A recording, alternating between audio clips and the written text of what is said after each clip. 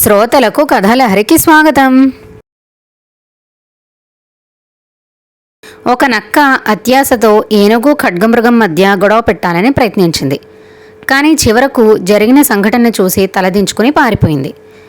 ఈరోజు ఆ కథ ఏంటో తెలుసుకుందామా? ఓ అడవిలో ఒక ఏనుగు, ఒక ఖడ్గమృగం మంచి స్నేహితులుగా ఉండేవి. అవి ప్రతిరోజు ఒకే చెరువు దగ్గర నీళ్లు తాగి తమ పనుల్లో ఉండేవి. అదే అడవిలో ఒక నక్క ఉండేది. దానికి ఎప్పుడూ కష్టపడకుండా ఆహారం సంపాదించాలనే కోరిక. ఒకరోజు ఏనుగు ఖడ్గమృగాన్ని చూసి ఒక కుట్ర పన్నింది.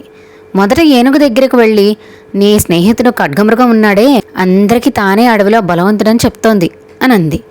తర్వాత ఖడ్గమృగం దగ్గరికి వెళ్ళి, ఏనుగు నేను చూసి నవ్వుకుంటోంది, నీ కొమ్ములు కేవలం అలంకారమని అంటోంది అని అబద్ధం చెప్పింది. కానీ ఆ రెండు జంతువులు ఒకదానిపై ఒకటి నమ్మకం కోల్పోలేదు.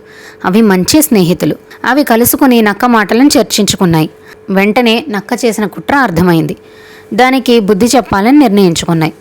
మరుసటి రోజు నక్క వచ్చినప్పుడు, నువ్వు చెప్పింది నిజమే, ఈరోజు ఎలాగైనా సరే మేము ఒకళ్ళకొకళ్ళు పోరాడాలి, అయితే ఏనుగైనా ఉండాలి లేదంటే ఖడ్గమృగమైనా ఉండాలి అని నటించాయి. నక్క ఆనందంతో ఒక పొద వెనక దాక్కొని చూస్తోంది. అప్పుడే ఏనుగు తన తొండంతో చెరువులోని నీటిని తీసి బలంగా నక్కపై చిమ్మింది. ఖడ్గమృగం నేలను గట్టిగా తవ్వడంతో మట్టి మొత్తం నక్క మీద పడింది.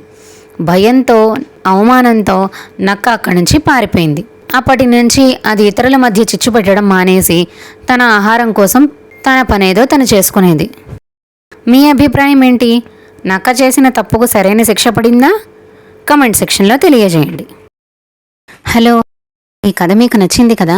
ఇలాంటి బోలెడు కథలు వినాలంటే కథలహరి ఛానల్ని సబ్స్క్రైబ్ చేసుకోండి. మీ ఫ్రెండ్స్కి కూడా షేర్ చేయండి. ఈ రోజుకి కథతో ముగిద్దాం. తిరిగి ఇంకొక కథతో కలుద్దాం.